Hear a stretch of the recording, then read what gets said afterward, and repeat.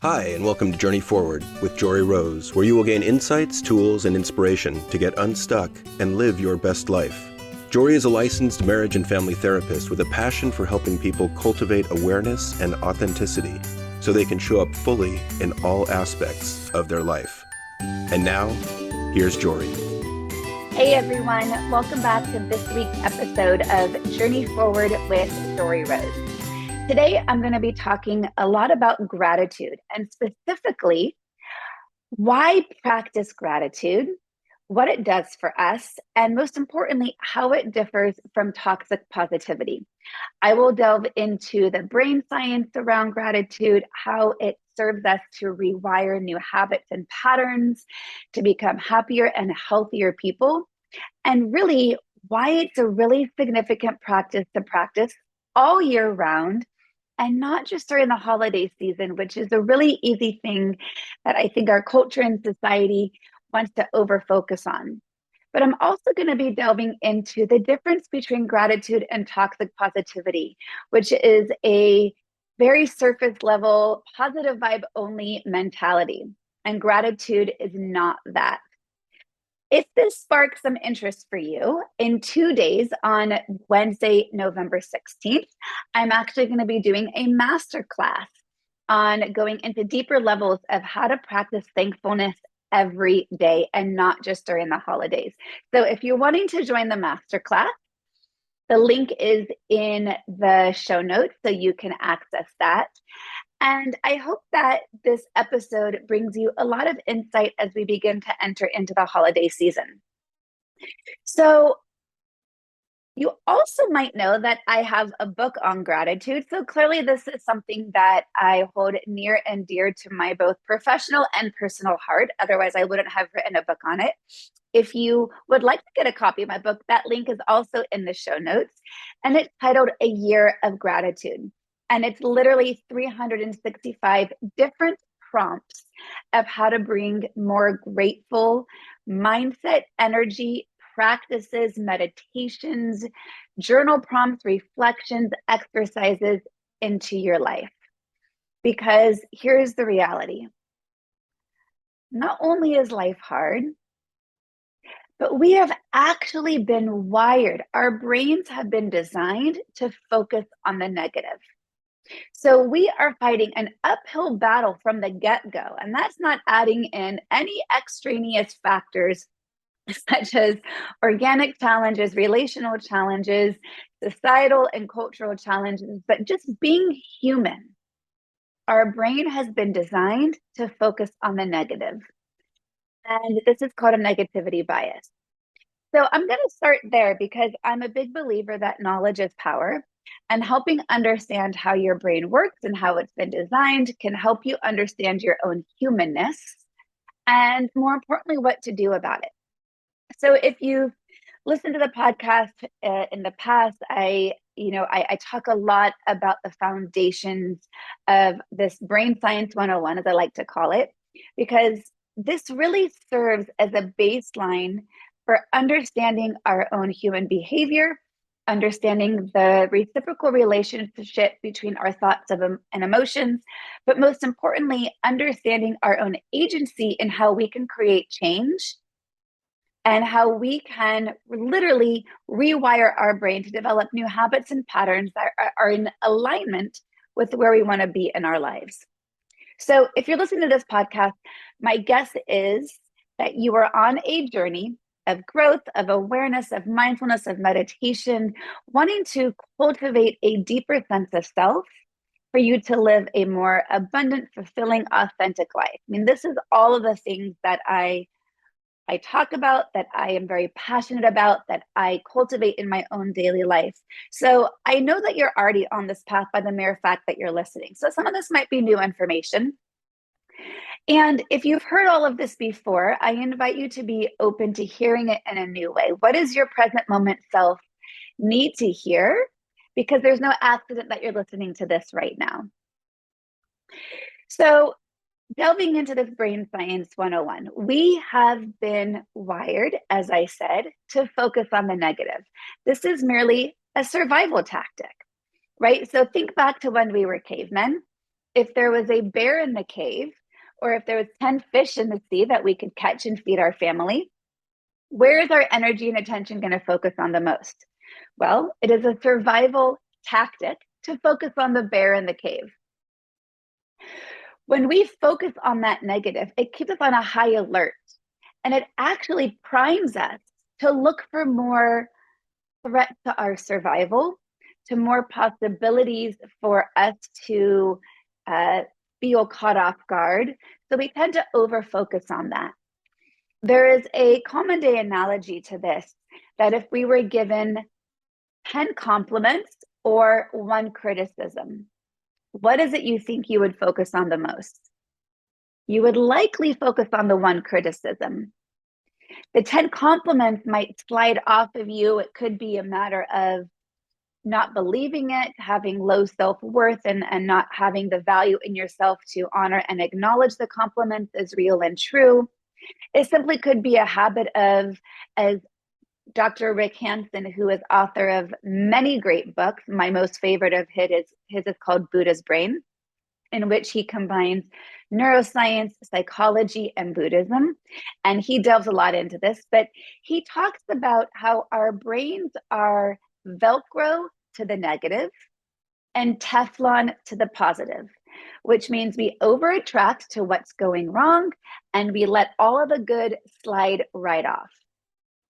So knowing this is how we're designed can help you feel a little bit more compassionate to yourself when you get stuck in this pattern.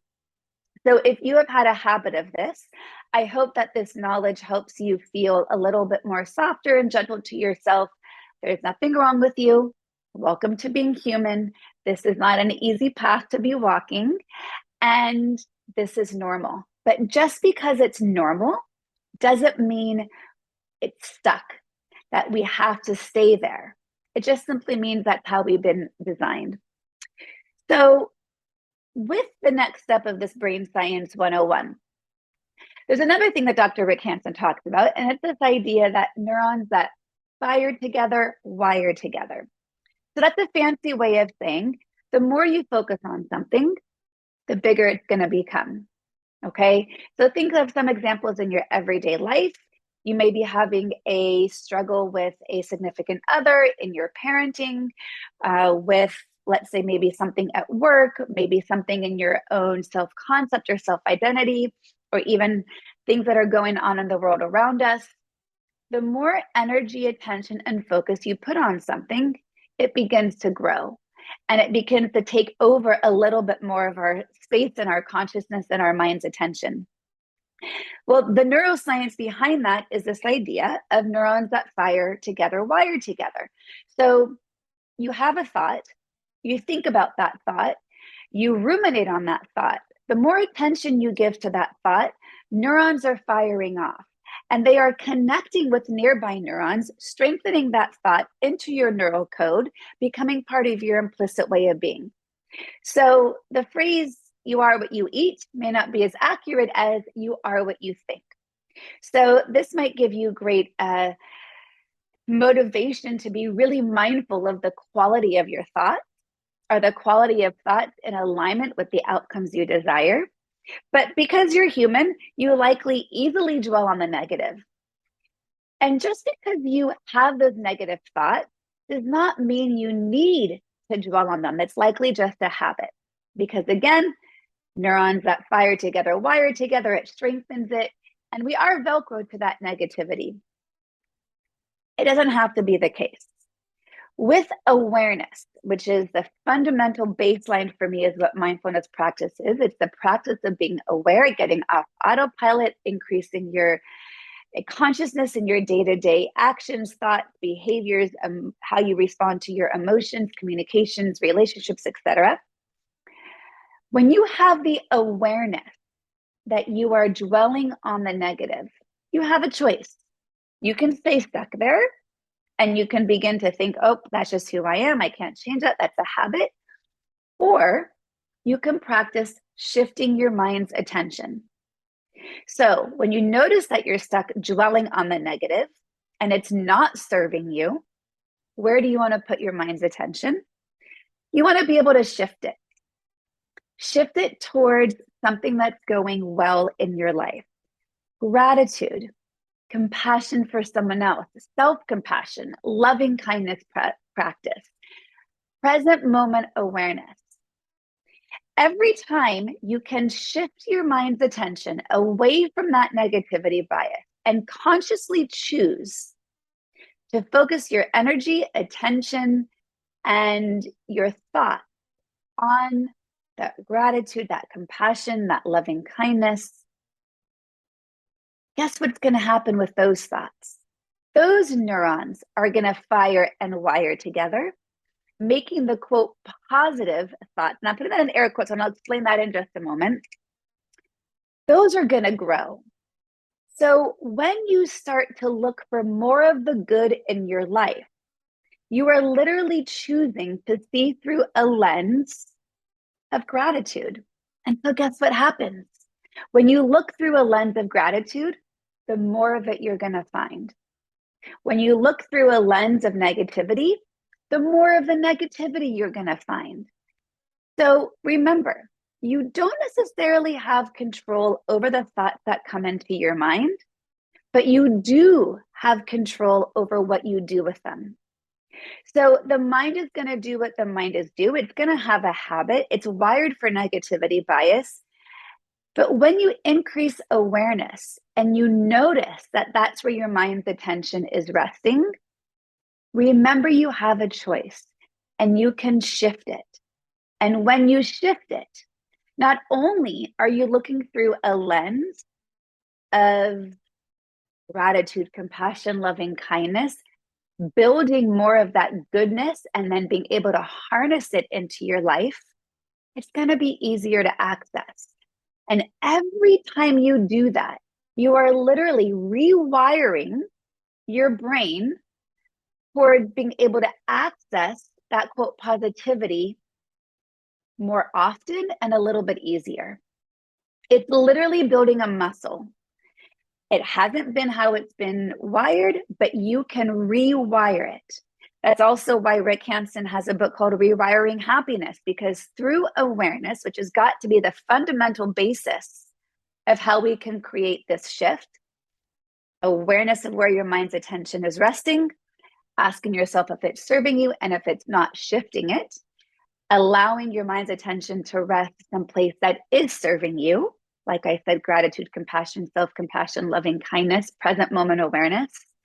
When I say present moment awareness, I'm talking about coming into your five senses, something that you can see, something you can touch, taste, hear, or smell. Oftentimes when we come into our five senses, we can ground and root ourselves into the here and now. Because oftentimes our negativity bias, we are dwelling on what ifs or ruminations, things that are out of our control. So present moment awareness is coming into a tangible connection to what's happening right now in this moment.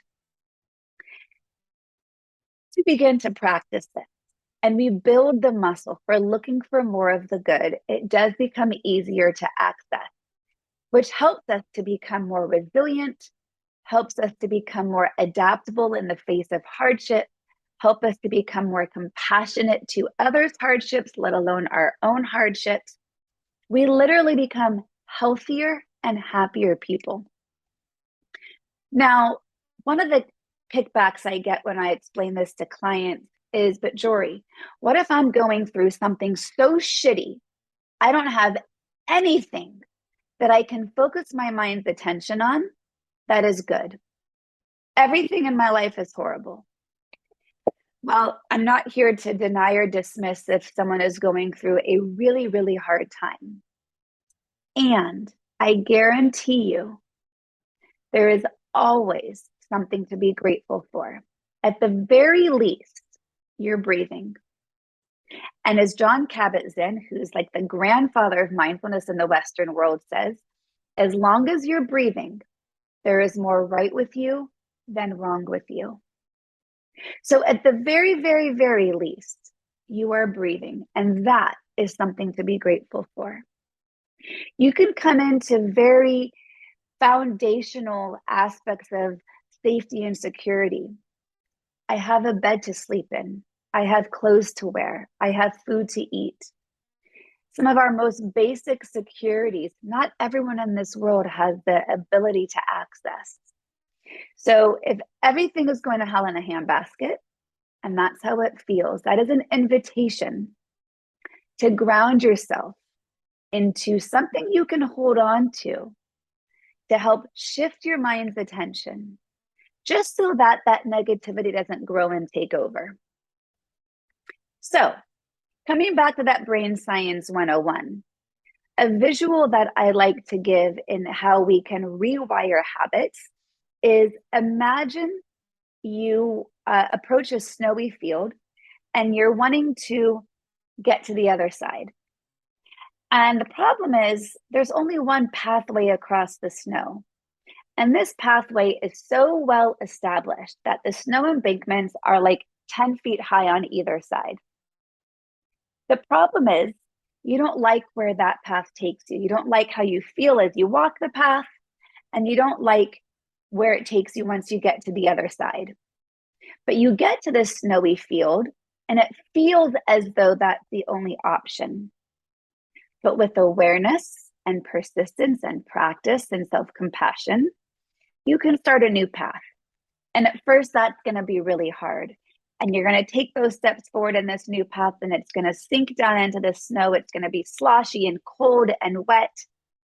And yet, every time you approach this snowy field, when you choose to walk the steps forward in that new path, eventually that's going to be a well-established pathway that is going to be in alignment with how you feel, with an intention to live with greater awareness and presence and compassion. And it's going to take you to where you want to go on the other side. And the more often you choose this new pathway, guess what's going to happen to the old one? It's going to get snowed over. So eventually, with more practice, every time you get to this snowy field and you choose that new path, that is going to become the available path to walk down.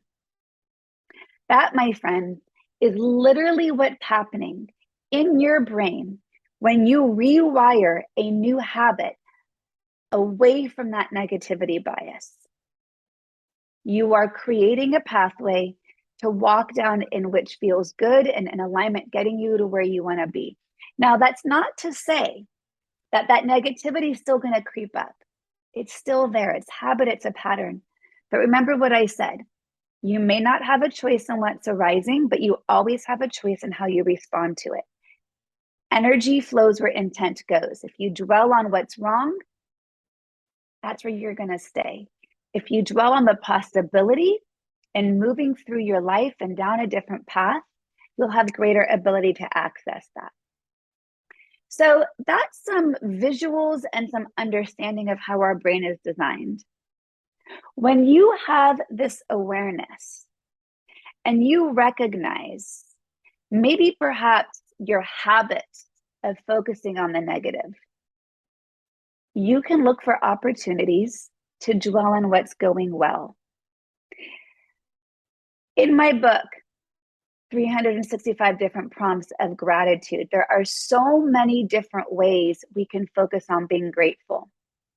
Some of the more typical ones you might think of is at the end of the day, reflecting on your day and thinking about 3 things you were grateful for, or maybe starting that off in your morning as a morning practice and intention setting, priming you to begin to look for the good.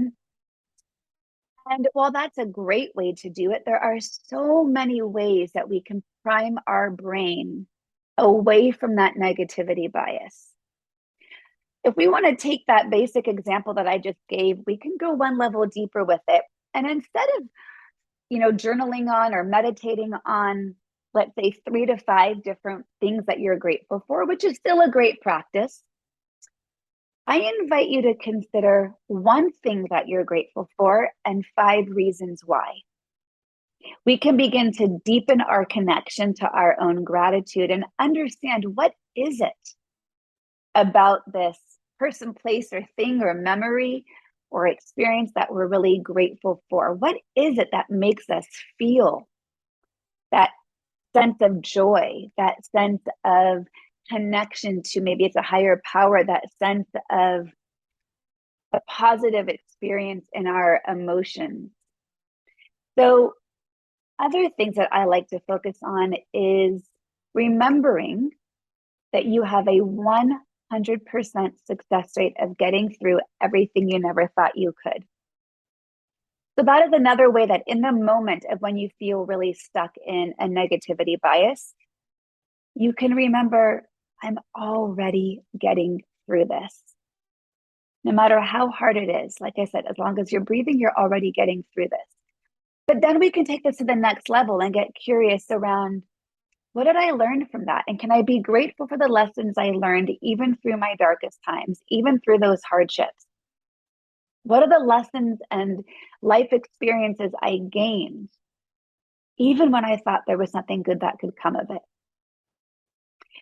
So here's the twist of where gratitude becomes different than toxic positivity. So let me define for you what toxic positivity means. Toxic positivity is pushing down your negative emotions or experiences and only focusing on the positive ones. It's kind of the dark side of what it means to have positive vibes. Toxic positivity is actually dysfunctional emotional management because we become toxically positive when we are not acknowledging what's not going well in our life. It's kind of like this. Gratitude is being able to honor and acknowledge that negativity bias, where you're stuck, the challenging or emotional experiences in your life, and being able to then shift your mind's attention. Because remember, I said energy flows where intent goes, neurons that fire together, wire together. When I am choosing to shift my mind's attention, it is a conscious choice after having acknowledged that dwelling on the negative is no longer serving me. But it starts with awareness, whereas toxic positivity denies, dismisses, and perhaps even ignores that negative. It wants to push away. It wants to not acknowledgement. It just goes right to the positive. And when we focus on only the positive, we are negating our entire full human experience. Toxic positivity is saying to someone, no matter what is happening, you have to have a positive mindset. Whereas to me, gratitude is the and. I can honor and acknowledge the challenge and hardships that are arising in my life and choose to not let that define me. Choose to place my mind's attention on a place or person or experience that is going to serve me, because the gratitude is going to help us build resilience for those hardships. There's no resiliency built from toxic positivity because we aren't learning the lesson. We are denying, dismissing, and ignoring the challenge. Toxic positivity is being in the middle of a rainstorm, or perhaps what many of our emotional experiences feel like, a shit storm, and being like, what storm? I'm not acknowledging a storm because I know there's going to be a rainbow. Toxic positivity is wanting the rainbow without recognizing you need the storm to get the rainbow. Gratitude is being able to acknowledge the storm with the knowledge that a rainbow is on its way. It's an and. I'm hoping that this makes sense with you, because I see so much of our culture confusing gratitude with toxic positivity. There's no growth in toxic positivity. There is no rewiring of our brain to create new habits and patterns, because when we are in denial, dismissal, or ignoring of what's arising, that is the opposite of awareness. That is unconscious living. That is not being mindful. Being mindful is consciously getting into the driver's seat of our own life with the knowledge that we are allowing and honoring all of our experiences to be part of the human experience. What I'm suggesting with focusing on the good, so the good grows, is that we are building the muscle to see through a lens in which we are not being pulled back into that habitual wiring of dwelling on the negative.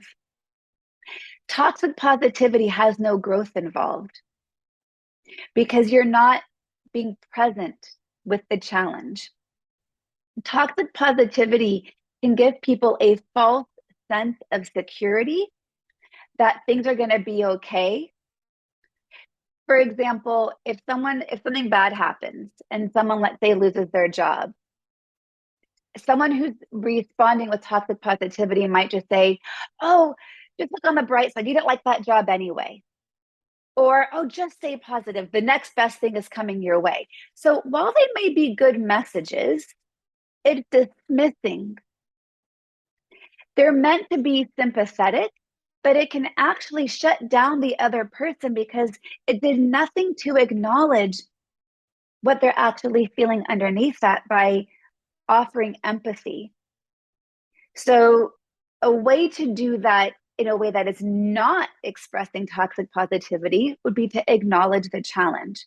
Wow, I am so sorry you lost your job. Man, that must feel really, really overwhelming. You know, when I lost my job once, I really felt like, oh, this is so scary. The unknown can be so challenging. And I also know that you are going to find something eventually. So, how can I support you in the meantime? That is one simple example. When we tell someone, oh, just get over it, it's all going to be okay, that's toxic positivity because the get over it is denying, dismissing, and ignoring the challenge. And when we do that to other people, it actually prevents us from being able to connect empathically, which builds deeper connections. So if you are wanting to deepen your relationships, if you are wanting to feel more vulnerable and more empathic and allow for a depth of reality to really set into your life, look for how you are communicating in which you are dismissing someone's emotional experiences or you're allowing for them. Another example of which toxic positivity can cause a problem is it can kind of come in the form of gaslighting. It really, makes someone question their own reality when you tell them that there's no reason to worry about what they're worrying about.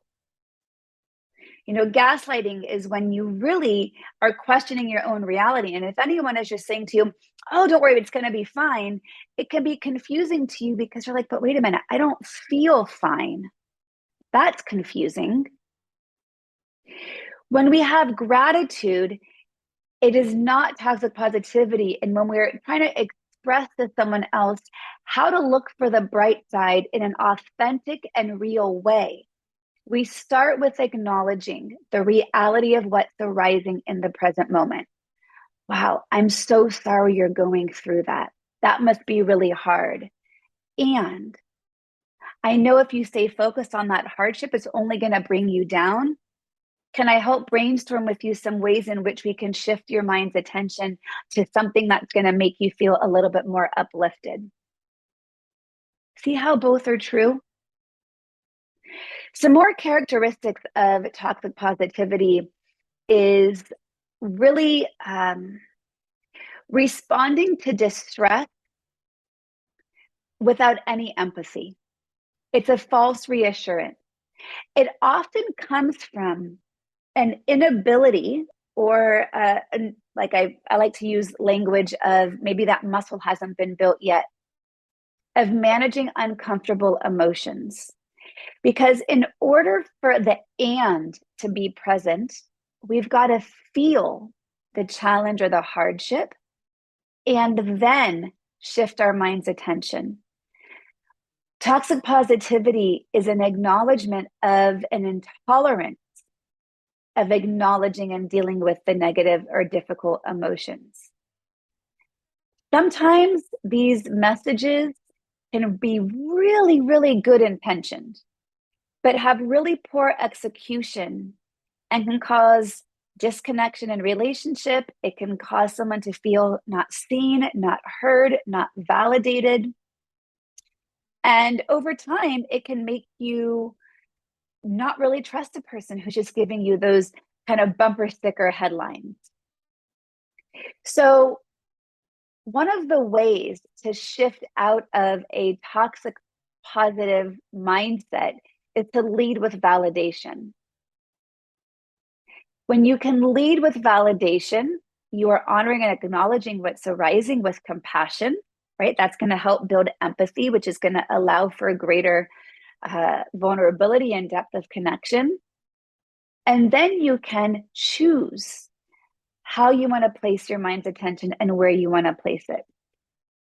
So I hope that this has been helpful for you to see the difference of gratitude, which is a conscious choice of placing your mind's energy, focus, and attention on the good that's around you, versus toxic positivity, which is not conscious because it is dismissing and ignoring the difficult things you don't want to face.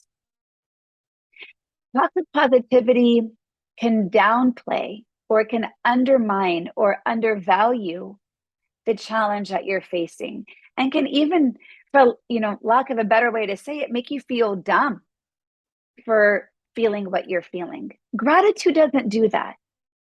Gratitude allows both to be true.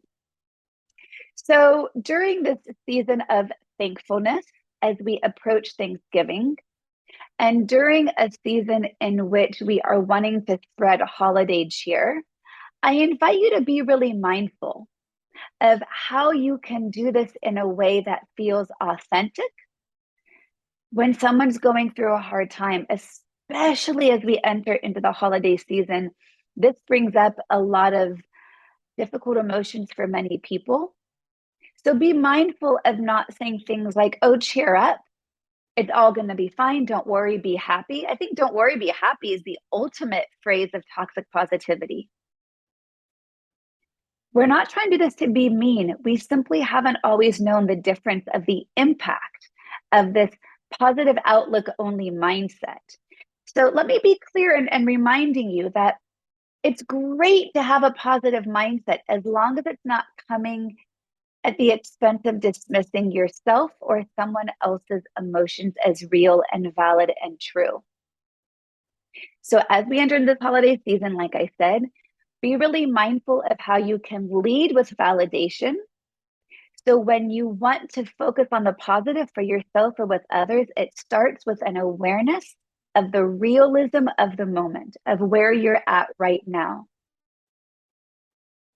It shows that you're paying attention, you're being present, you're being aware, rather than dismissing, denying, or ignoring. So whether you're doing this to yourself or to other people in your relationships, you can make a significant shift in how you communicate and therefore experience your own emotions or experiences, or how you can help others experience theirs by how you talk about it, because language is powerful.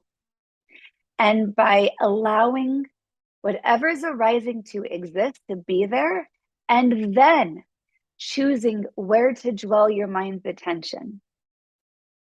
So if you're wanting to go into deeper with this and you're wanting to get more guidance in how to practice this is more what I'm going to be talking about in my masterclass on November 16th. It's going to be 5 p.m. Pacific time. And if you can't make that, or you're listening to this after that time, continue to stay tuned to the podcast, because these are all the things that I am fascinated with in helping guide people in cultivating the awareness and new tools, habits, and patterns to get them out of the habits and patterns that are not serving us, and how to live a more conscious and authentic and mindful life. Because I know It's possible. And when you can begin to shift your mind's attention and shift your language, and you're able to allow the space for multiple truths at once, and you are able to communicate in a way that validates your own, because remember, communication isn't just how we speak out loud to others, it's how we communicate to ourselves in our own mind. We allow for our human experience to be led with a little bit more compassion, a little bit more self-kindness, a little more kindness to others. And that makes all the difference for when we are needing the resiliency to get through hardship. So if this episode spoke to you, it would mean a lot to me if you gave a rating, a review, you shared it to someone who you know needs to hear this. And I invite you to educate others when they use toxic positive phrases, and let them know that while they may have good intentions, focusing on the rainbow without acknowledging the storm is not a way to move through life, because whatever we're wanting to deny, dismiss, or ignore eventually gets going to catch up with us. And so the true way to be happy is to acknowledge whatever is arising to exist, and then choose to look for the good. The more you look for the good, it's going to grow. And for those of you who are feeling like there's not much good to look for in your life right now, every day you wake up is an opportunity to be grateful. Every next breath is a moment to choose gratitude. Every acknowledgement of a lesson you've learned from your hardships is something to be grateful for. Every success that you've achieved, no matter how many hardships came before it, is something that you can dwell on. The bloom of every flower, the color of every changing leaf, the blue of the sky, the moon in the night, the sun in the morning, the cycle of the seasons are beautiful ways to tune in to gratitude. Like I said, your five senses, tasting a bite of a delicious food that you love and enjoying and savoring it, something to be grateful for. Clean water, warm water, a cozy blanket, whatever it is, there is always something there. And I invite you to look for more of the ways you can spread this goodness in a real and authentic way, and not just a spiritual bypassing of a toxic positive way. So thanks for tuning in. And again, I hope that this was of value to you. And if you're wanting to learn more and you can't make the masterclass, please reach out to me, DM me, and I'm happy to connect with you further, because when we can learn these skills, our life really can begin to shift. So thanks again for tuning in, and I wish you all to take care and be well. To continue your journey forward, find Joree Rose on Facebook and Instagram to become part of her growing community. You can also gain access to her meditations, books, online classes, or to sign up for an upcoming retreat. Visit her at joreerose.com. That's JOREEROSE.com.